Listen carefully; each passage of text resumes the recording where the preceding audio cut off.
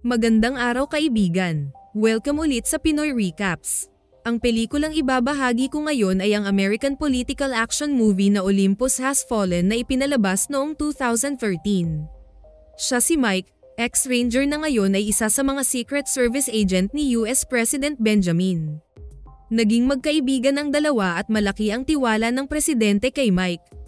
Naging malapit din ang agent sa First Lady na si Margaret at sa nag-iisang anak na si Connor. Matatag ang kanilang pinagsamahan ngunit dahil sa hindi inaasahang pangyayari, biglang nagbago ang lahat. Isang gabi habang patungo ang First Family sa isang event, nadisgrasya ang kotseng sinakyan ng mag-asawa. Sinubukan ng mga agents na iligtas ang dalawa pero sa kasawiang palad, ang presidente ang inuna ni Mike at kasamang nahulog sa nagyayelong tubig ang First Lady. Paglipas ng 1.5 taon, nalipat na sa Treasury si Mike. Kahit hindi naman siya ang sinisisi sa nangyari, binabagabag pa rin siya ng kanyang konsensya. July 5, nagkita sa coffee shop si Mike at dati niyang boss na si Lynn, ang director ng Secret Service.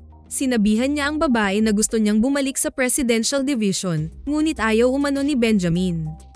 Saka na raw pagtuluyan na niyang makalimutan ang aksidente at titigilan na umano niyang sisihin ang sarili sa pagkamatay ng First Lady.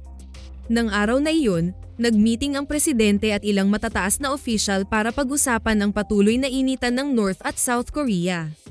Kailangan umano nilang gumawa ng hakbang para mapigilan ang nagbabadyang digmaan ng dalawang bansa. Kaya magsisimula umano sila sa South Korea na nakaschedule ng darating kinahapunan ng Prime Minister. Ang hindi alam ng US, habang dumating ang delegation ng South Korea sa White House, may sumunod din na C-130 sa mga ito. Liban pa dyan, isang tour bus din ang huminto sa tapat ng palasyo. At habang nag-uusap ang dalawang pangulo sa Oval Office, binalaan ng dalawang US fighter jet ang malaking eroplano. Ngunit mga terorista pala ang mga ito kaya ilang saglit lang ay lumitaw sa magkabilang gilid ang machine guns at ni-retreat ang fighter jets. Pagbagsak ng dalawang eroplano ng Air Force, dirdiretso na ang C-130 patungo sa Presidential Palace. Dahil dito, nakarating agad sa White House ang nangyari at mabilis kumilos ang Secret Service para ma-secure ang presidente. Nagmamadali silang patungo sa Presidential Emergency Operations Center na nasa underground ng palace. Ayaw sanang isama ng mga agents ang Korean Prime Minister dahil wala iyon sa protocol pero nag-utos si Benjamin na kailangang isama ang delegations nito sa pinaka-secured na bunker ng White House. Nagpalipad agad ng air support ang Air Force patungo sa White House. Mabilis na naghanda ang mga agents at mga pulis sa posibleng pag-atake ng mga terorista. Kasama ding nakahanda ang missile launcher na nasa rooftop. At ilang minuto nga ang lumipas, nag-umpisa ng rat-ratin ng malaking eroplano ang mga civilian na nasa part ng palasyo, kasama ang mga nasa paligid ng Washington District. Nang marinig ni Mike ang malakas na tunog ng machine guns, sumilip agad siya sa bintana. At dito niya nakita ang C-130 na umaatake sa White House. Kaya nagmamadali siyang bumaba ng building. Maya-maya lang ay nagpalipad na ng missiles para i-counter ang eroplano ngunit sangkatutak na flares naman ang pinaputok ng C-130 kaya natakasin nito ang missiles ng White House. Nagpatuloy ito sa pag-atake sa palasyo at naubos pa nito ang depensa sa rooftop bago ito napabagsak ng isa pang fighter jet. Pero bago ito bumagsak, nahagip pa nito ang monumento ng Washington. Samantala, hindi makapaniwala si Mike sa nasaksihan. Sinong mag-aakalang ganito katapang ang mga terorista na ang mismong White House talaga ang nilusob ng mga ito. Pero lalo silang nagulantang nang biglang sumabog ang isang tourist bus kasama ang nasa tabi nitong patrol car. Dito na nagtakbuhan ang mga tao. Ngunit napansin ni Mike ang dalawang lalaki na lumalapit sa bakod. Sinigawan niya ang mga ito pero parang walang narinig ang dalawa. Kaya binaril niya ang isa at tuluyan namang sumabog ang kasama nito. Halos mabingi si Mike sa sobrang lakas ng impact.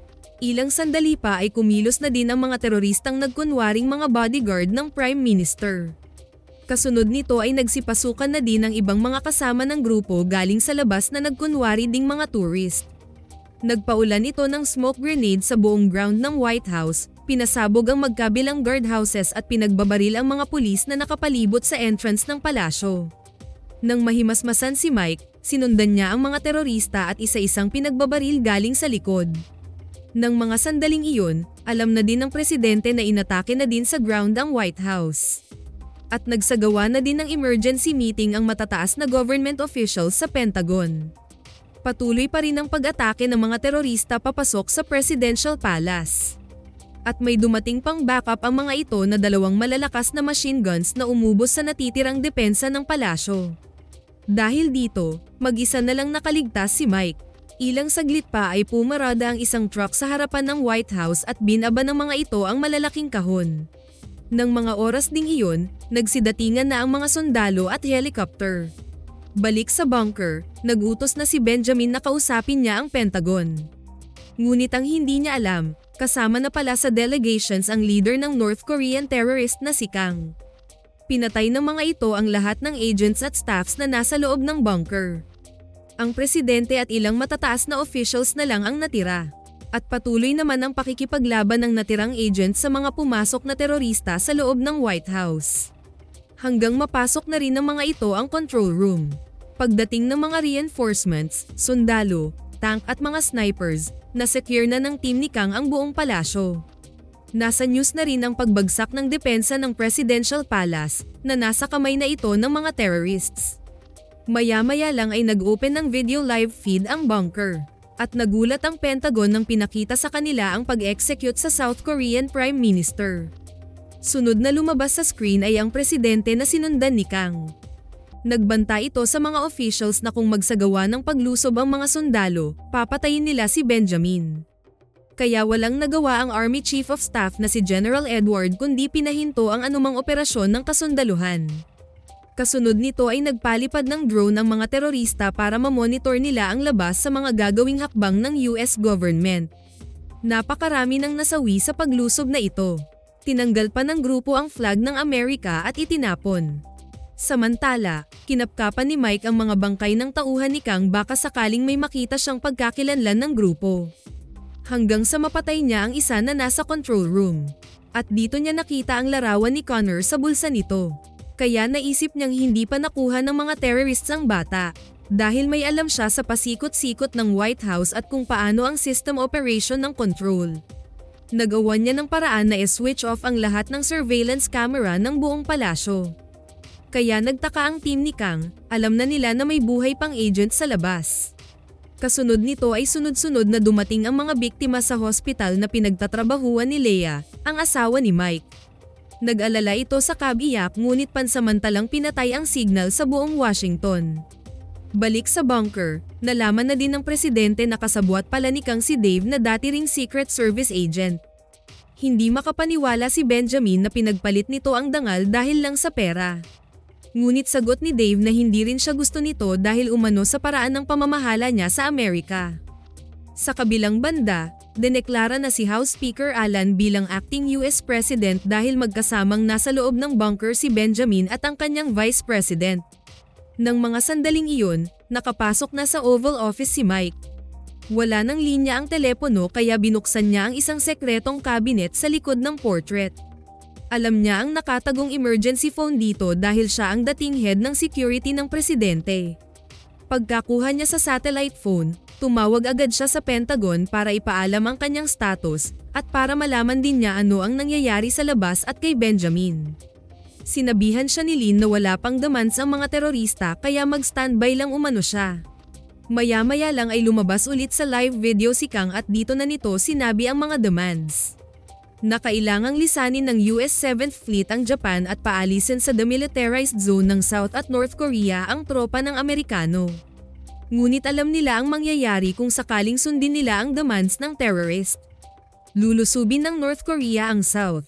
At papatayin naman nito si Benjamin, ang VP, kasama ang National Security Team. Kaya kailangan ng US government pag-isipang mabuti ang kanilang gagawing hakbang.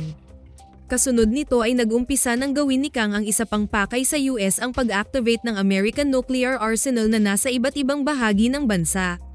Gusto nitong hindi na mapakinabangan at maging basura na ang buong Amerika pag sumabog na lahat ng nuclear silo nito. Kaya kailangan nitong makuha ang 3 Cerberus code na hawak ng 3 tao lamang. Ang President, ang Secretary of Defense na si Ruth, at Chairman ng Joint Chief of Staff na si Admiral Joe. Namalas namang magkakasama silang tatlo sa loob ng bunker. Hindi na nagsayang ng oras si Kang, tinutukan nito ng patalim sa leeg ang Admiral para makuha ang Cerberus code nito. Dahil mabuting tao si Benjamin, ayaw niyang makitang may nasasaktan kaya sinabihan niya si Joe na ibigay na ang code nito. Sa kanya sinabihan si Kang na hindi nito makukuha ang kanyang Cerberus code. Nakarating agad sa Pentagon ang info tungkol sa pagpasok ng isang code sa Cerberus system kaya dito na sila naalarma. Na ang nuclear arsenal talaga ang sadya ng terrorist para tapusin ang buong Amerika. Samantala, busy din si Mike sa pag-eliminate sa mga natitirang tauhan ni Kang sa labas ng bunker. Nang makausap niya ulit ang Pentagon, dito na niya nalaman ang tungkol sa demands ng terorista. At ang tungkol sa Cerberus, kung gaano kalaki ang maging pinsala ng nuclear na ito sa Amerika at sa buong mundo. Dagdag pa sa kanilang problema ay magkakasama sa loob ng bunker ang tatlong mahalagang tao na nakakaalam sa codes. Kaya inutusan siya ni Alan na hanapin ang anak ng presidente na si Connor. Ang hindi alam ni Mike, nalaman na din ni Kang na siya ang umuubos sa mga tauhan nito kaya nagpadala pa ito ng iba pa para tapusin siya. Ngunit nakapasok na siya sa loob ng lumang pader. At dito niya natagpuan si Connor. Alam pala ng bata ang sekretong lagusan sa pader kaya dito na ito nagtago. Dahil dito, mabilis siyang tumawag sa Pentagon para ipaalam na nakita na niya si Connor. Pero napag-aralan din pala ni Kang ang tungkol sa pader na ito kaya sinabihan ng leader ang mga tauhan na posibleng nasa loob ng pader ang agent. Ilang saglit pa ang lumipas, pinagbabaril na ng mga kalaban ang kinaroroonan ng dalawa. Mabuti na lang nakatakbo sila at nakatakas papunta sa ground floor. Sa ventilation niya padadaanin ang bata at sinabihan ng rescue team na abangan ang paglusot nito sa taas ng manhole. Ngunit muntik na silang mahuli ng kalaban pero mabilis naman itong naitamba ni Mike. Kaya tuluyang nakaakyat si Connor at nakuha naman agad ito ng rescue team. Maya-maya pa ay natuklasan na rin nila ang background ni Kang. Na tumakas pala ito sa North Korea noong bata pa kasama ang ina dahil pinatay ng NK government ang ama nito.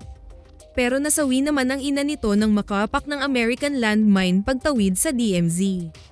Simula noon isa na si Kang sa pinakadelikadong terorista sa buong mundo.